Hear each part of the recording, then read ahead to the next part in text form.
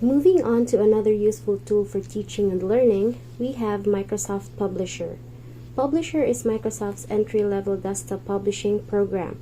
It is used primarily for page layouts and designs, such as brochures, labels, greeting cards, certificates, invitations, and flyers. Although Publisher can be used by anyone, it was created for small business user in mind as a basic, easier to use alternative to the more expensive Adobe Graphics program. To know more about the tools and keys in Microsoft Publisher, watch this video. Hi there, Jamie Keat here today at Teachers Tech. Hope you're having a great day today.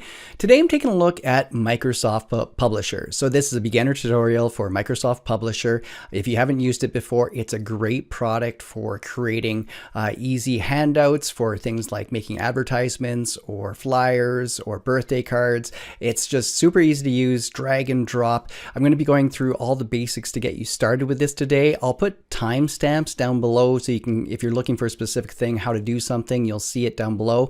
Make sure you tell me what you're looking for. If it's something I didn't cover, mention it down below in the comments and I can make more videos on Publisher. But let's get started on this new Microsoft Publisher beginners tutorial here today at Teachers Tech. So if you're wondering if you have Microsoft Publisher, what you can do is, I'm going to go to down to the taskbar. You can see I already have it pinned to my taskbar, but what you can do is just search for it. So I'm going to start just typing in Publisher and it pops up right away. If you do have it and you do want it on your taskbar, just right click and you can see where I can unpin it from my taskbar. You'll have the option to pin it or pin it to start, and you can have easy access to it like that. But I'm going to go ahead and open up my Microsoft Publisher, and the first thing I want to talk about today is just the templates. So I am going to start just from scratch, showing you how easy it is to use Microsoft Publisher, but I just want to kind of point out the templates, and then you'll be able to kind of adapt to those, because templates can save you a lot of time in your design process. Now, you can see right here we have our blank documents that I'll show in a moment. But now we start our, these are the different templates, and I can go to more templates right here. So inside more templates, you can pick any of these and it's going to open up. So if I go to this one where it says the cookbook, I can open up the template and I can quickly make adjustments to it with the title. So if I didn't want this to be called and if I, just for examples here, I can quickly title things differently. I can grab the edges and I can move things around. So a lot of times people like to design in Microsoft Word, which you can. Publisher is just an easier way to put your text and your graphics together on a page and manipulate and use the grids, what I'll show you later, to get the design what you exactly want. Word, in Microsoft Word you could do it, but I would say just Microsoft Publisher is just an easier way to do this. Now we can go through and you can see in this template that we have all these pages that came with it. At any time in this template, you can see if I right click, I can move pages by clicking and dragging, or I can use this one. I can delete pages from it, so you're not stuck with the amount of pages that you have. And like I said, you can drag them around, and if you insert blank pages just easily like that. So it's very easy to manipulate, but it gives a great starting point. So after I go through creating the blank one, you'll know all the things and tools to adjust those templates for you. Now at any time, it's always good to save your work. So even if you're working from a template, and you'll be able to see, if I go back here, we can hit the save right up top here, and it brings me back this way too. But we can go through and go save as. If you're using the cloud, you could save into OneDrive or save onto your computer onto this PC. So if I go ahead and click on it, I can pick a spot if I just want it on my desktop, and I can go ahead and call it something and hit save. So I'm not saving this one right now. I'm just going to go back to home here where we have our blank ones, and I'm going to start from there, creating a blank template showing you the features that make it so easy to design in Microsoft Publisher. So I'm just going to start from a blank document now. You can see I have the options where I can click on here. If you did know the size of the paper that you wanted, you can look in here and you can see all the different ones from legal to tabloid, or the A4, A5, all the different sizes out there. So for this example though, I'm just going to start with a letter one in portrait, but right away I'm going to show you how you can adjust it, because a lot of times when you start a document, if you're starting a booklet or something, you should know the margins, but if not, you can adjust everything after from margins to paper size. So what I'm going to do first is I'm just going to go to page design. So I just want to point out some of the features on this one because it's good to set up your pages.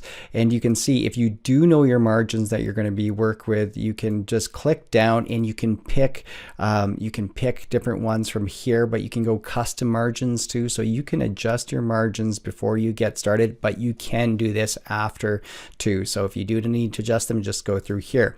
Something I just wanted to point out, when you're in the ribbon here, you can anytime you see a little square like this, if you click on it, you can get to more options in the page setup. So you can see here I have from my margins here, but I have a little bit more options to choose from here.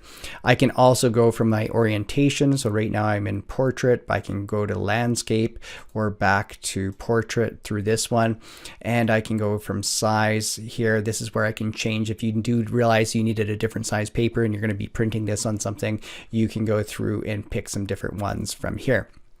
Something that I like to use are the guides, and usually before I even start I turn on the guides, and that's right here. Now there's different ways to use the guides. So guides will help you align things on your page. So I can put them in here. So if I just wanted, you can see if I wanted different quadrants, I can break up the page. So now you can see these green ones are here. So if I'm working on the page and then I have right to here, I can have, when I bring things in, it will align easily to it, so it makes it just easier to design. You can always bring more out too. So if I grab any of these rulers and I just drag down, you can see if there was a certain custom one you wanted to create, you can bring it out right from there. Or I could bring it out from this side too, and to get to a different point on it.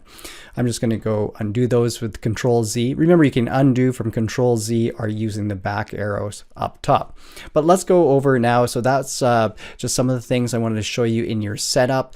If you did want to maybe change your background and add a color to begin with, you can see right here, we can go through and we can pick from there. We can change your background very quickly. We can go from gradient to more background, and then you can go from no fill to solid, and all these different ones to transparency right through here. So we have our pattern fill, all these different ones that you can pick from very quickly. So we'll just go cancel on that one. I'm just going to actually go back to my no fill on this one, just like that. And you can see if you wanted to put a picture in the background, you can do it right there too. So I'm just going to go back, and now I want to go over to insert. So the first thing I want to show you under insert is inserting text to it. Then we'll move on to some pictures and how to manipulate shapes inside of it too. But what we need to do first is draw a text box, and I'm going to be working, I'll make a title and then we'll add some paragraph text to it. I'm going to draw a text box to put the title where I want. And a lot of times when I'm working with Publisher, I would break down kind of the design of where I want my title, where I want my text, and then pictures. So I'm going to go ahead and draw, oops, I'll just click on that again, draw my text box here. So I clicked on draw text box, and you can see now it's across. I'm going to type in cookbook. I'll just stay to the cookbook theme. You can see how little it is. I'll click on it again. And you can see if I want to adjust this, I can do this in a few different ways. I can highlight it. I can go up top here and change the font size. But when you right click on this too, you get all the same options here. So if I wanted it this larger, I could make it so like that. I could change the color of the font, and I can make these quick changes to it. But what I like to do is when I'm making these adjustments, I want to be under the format one, which I am now. You can see I can go up to text box, and if I wanted it to fit in, I could go best fit, and now it quickly adjusted to this. So if all of a sudden this text box changed, you can see it made that adjustment to however I changed the size of the text box. I can drag this around, and notice this is where it's nice to have those grid lines on. If I was sorting out my page, you notice how it snaps to the green. I can bring it close, and then I can let go. So I could drag this around to all the different places around the page, anywhere I would like. Now I can go make some more changes. You can see over here in more alignments. All this is based to inside this text box. So if I click in it, it doesn't align on the page like that, just inside the text box. So I can even adjust the margins inside here also. So if you wanted to go, you can adjust the margins inside this text box. But let's say you want this to be centered on the page, and you could try to eye it. You could kind of bring it to where you think it would be. But if you want to make sure it's right, what you do is if you go back over to the home, and then what you do is, make sure this is selected, we need to go to align and go to relative to the margins. And after you click that, you can make some alignments. So if you want it to be centered, and now it's adjusted to the margins on what's set for it, or else we can make all our different ones. If you wanted it to the right, you can see how quickly it's adjusting to all these ones. But then that's the step to make sure it's aligned on the page the way you want. I'm going to go back over to insert here, and I'm going to put another text box in too. So if I was going to go ahead and draw another text box, and let's say if it was some paragraph, I could draw it here. What I'm going to do is actually copy and paste some text into here. So I'm just going to go paste in here. So I have some it in here. You can see as I adjust this, I can bring this all around depending on how I want it to look on the page. So maybe we end up with a picture over here. I can go to my format and do the same different options, best fit to the box if that's the size you want, and you can see how it quickly adjusts. Now with any of these, I can make more adjustments to this, to the look. If I was going to the title, you can see I can quickly drop down, pick different looks to this. I have from text fill, I can just click on any of these to make all these different adjustments to it. This is something that you can go through. Remember what I said about this little, if you want a few more options, you can go through and play with those options, and you can see right away. Remember, you can always undo any things that you don't want. Another thing I wanted to show you was with if we wanted a drop cap. So if I highlight there, we have drop cap here, and I'll just use this one, and we put a drop cap in on it. So we can make all these adjustments to the text very quickly under the format. We can do our alignment. And remember, if we wanted to align it to the page, we have to go back and do the thing that I showed you a little earlier. So let's go now insert some pictures in here to just make our page a little bit more appealing if we're going to send it to someone or print it off. Still under insert, this is where we're going to put our pictures in. Go up to pictures, and I'm going to show you a few different ways to do this. Now, if you had something saved on your computer, you could do that. Let's start with our online. So if I was looking for an online picture, I could click on it. And if I was looking for something with cooking, I'm just going to go and type, I'll just type cooking. And you can see that Creative Commons is, I have that selected only. And I'm just going to use this chef right here and hit insert, and you'll see it get inserted in. I can move this around. Notice how when I move this up, how the text is adapting to this picture right away as I put it in. I can move it out. I can adjust the size of this here to get it in the exact spot that I want. You can add effects to this picture. So with this, you can see right through here, it's very easily, you have all these drop downs. So if I wanted a border around this, I can do that. We have all these different options. We can adjust our picture border on this with from our weight to our colors on it. So you can go through and get different things around the picture. If you wanted it more oval, like so, it's just click, and it's easy to undo any of these things. Now, if we wanted to insert another picture, so if we go ahead and go insert picture from our computer, it opens up, and I'm already in a file that I've used before. So I'm just going to go grab a picture, me on the green screen here, and I'm going to bring this, you can see this is just the full picture. I can go through and make adjustments to this right away. I can go to crop if I wanted it, maybe less of it. So I'll just bring in the sides here. And you can move these around. I'll make it a little bit smaller, and I'll move it down here. And I just wanted to show you that there's also correction in here, so we can go through and adjust from if there's needed some brightness or different things to it, or even adjust the color to it. You can make some quick changes. I'm just going to go Control Z back a couple of times, get it back to the original, and you can see that you can actually change the picture. So if I want to go to select a different picture in the same one, I could go and it will just stay in that spot. And all these things you can add the same effects to that I showed you before on the top one of the Cook. Now, if you were bringing any objects in, so notice if I bring it over top, this is over top of this one here. You can change the order, and this works with shapes and anything too.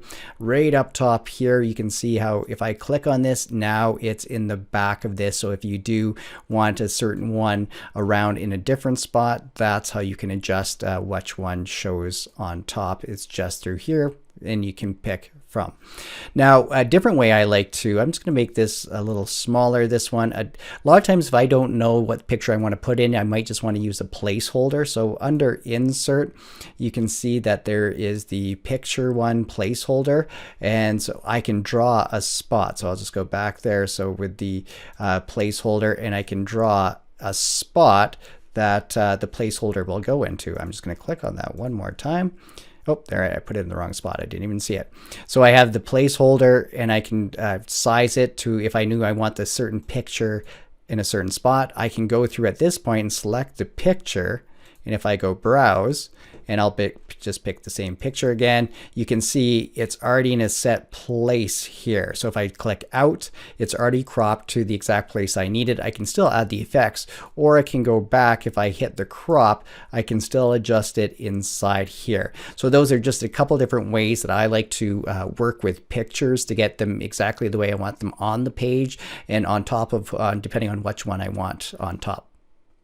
So before we finish up today, I just want to show you a new publication and adding a few more things. We're going to make a booklet here.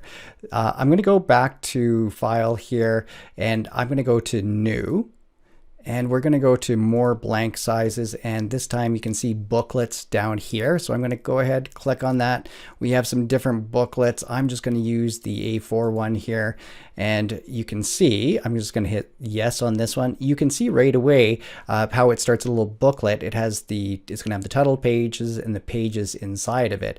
If I go ahead and add new pages, so we can go to Insert to add new pages. You can see if I click on it, so if we go Insert Blank Page, we just can't insert one page. It's going to have to insert the multiple pages to it because it's a booklet.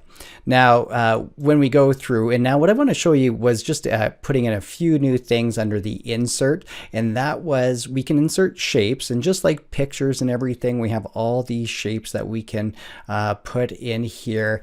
Just like in WordArt, it's the same ones we can see. You can draw them, and then you can format any of these too. So we can go through, we have our shape fill where we can change any of these quickly with a drop down.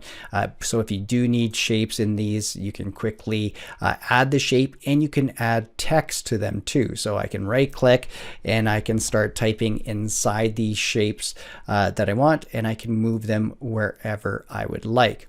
Now, a feature that I really like under the insert that saves time are page parts. So the page parts allow me to, I'll just use this as example. I'll click on this, it puts something all way together. So if I wanted this in on a certain page, I could align it, and I could even change the size of it so to match what I needed to it, and then I could add maybe more text in here. But under these page parts, they have these little things that are already put together that you can bring in, and you can still change any of these too. So I can go through and change the title however I would like by just clicking in it. You can adjust the pictures.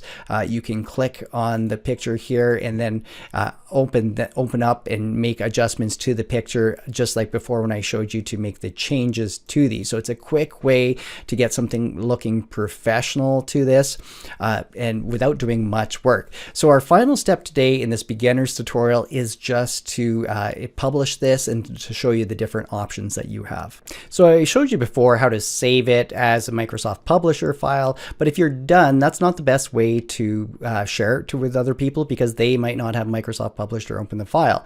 So what we're going to do is let's go back to File right up top here, and we have a couple different options. We could share or export. If we're sharing, this is going to go through email. So you can see we could attach it right in our email here, send current page, send as attachment, send as PDF, and send as XPS. But if you don't want it to go through your email, all you need to do is go export.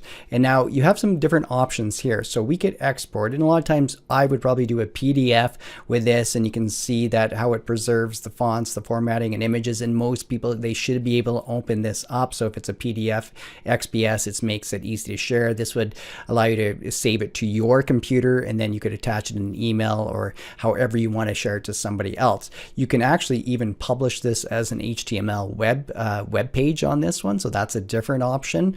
And you can see as you go through here, we can go for save for photo printing, save for commercial printing. So depending on what you're using, if you're creating a bigger poster and you're making sure that the quality stays, you have these different options to save these. So whatever you choose. So if I go up to here and say create, all I have to do is go ahead and find the spot. So if I go, I'm just going to go on my desktop and hit publish, and it goes through, and then I have this PDF here that I created that I know it's on my desktop and I can send to somebody else. So that was just kind of a little walkthrough of Microsoft Publisher today. If you have it on your computer, it's a great way to make some publications really, really quickly.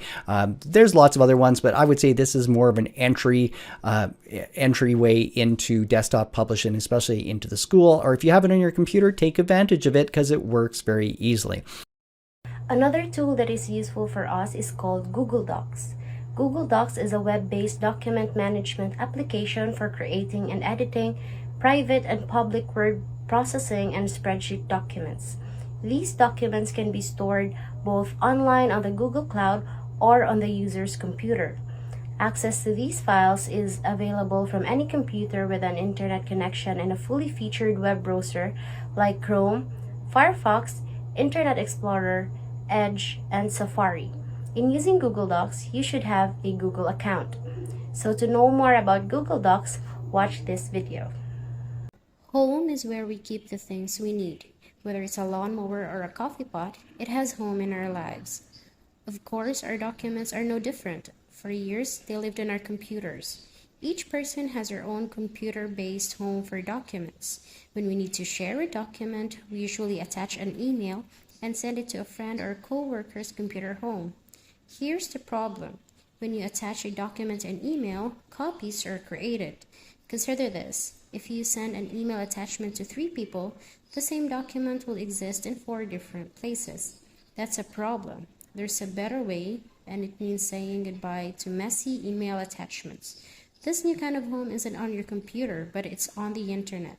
And that makes sharing and collaborating on documents much easier and gives you full control over who can see and access your documents. Here's the basic idea. Instead of attaching a document to an email, let's switch it around and look at how we can attach an email address to a document. Google Docs lets you create, share, and collaborate on documents online. Instead of creating a document, sending it as an attachment, receiving multiple revisions, and then having to merge edits, with Google Docs, everyone works on the same version in real time. And Google Docs just got better with the rebuilt editors for documents, spreadsheets, and drawings designed to improve collaboration and create speed and create richer documents. Google Documents have much better import fidelity, making it easier to move your documents into the cloud. They also added tab stops, a ruler to control margin in a document, and improved out images interacting within documents. The comment system makes it easy to add, reply, and move comments around in a document. And collaboration now happens in real time. You can see what others are typing with no need to refresh the page or wait, reducing confusion and saving you time. To give you an example, meet Sam. Sam is the editor of a neighborhood newsletter called the Oak Tree Views. She works with local writers who would like to publish articles in the newsletter. Sam loves her job but often feels frustrated when time is wasted managing all the articles. It's a familiar problem. Each month, writer sends her drafts or articles as email attachments. She reviews them and sends them back with comments. One article might create 6 different versions of the same file, not to mention countless emails. Sam often feels buried by all the email attachments. She finds it hard to keep track of all the versions being sent to her by the writers. As the deadline looms, frustration rises. Something has to give. Sam decides to try something new. Google Docs. Here's what happens. First, she visits the Google Docs page and creates a free Google account. She logs in, and because some articles are already written, she uploads the current drafts right from her computer. With a snap, Google Docs turns the offline articles into online versions. Now, all she needs to do is to invite the writers to collaborate on the documents. Here's how. She clicks Share, inserts email addresses, and clicks Invite Collaborators. Google Docs sends the writers an email with a secure link directly to her document. One click and they can edit and save the document online. This means that when Julie edits the document, Sam sees the changes immediately. Since there's only one document, there's never confusion about updates or versions. It's all saved along with the past versions on the website. For the first time, the articles all have a home, a single place for organizing editing that is accessible from any computer with internet access. Problem solved. What's really cool is this problem isn't just solved for documents but also spreadsheets and presentations. All 3 can now have a secure home on the web that works exactly like Sam's document. Sam is relieved without having to deal with attachment, multiple versions, and all that clutter. She can be an editor instead of a document master. And for the next newsletter, not a single email attachment is sent and Sam beats the deadline by week. Sharing documents made simple and all for free. So if you want to know more about Google Docs, you can scan here to know more about it.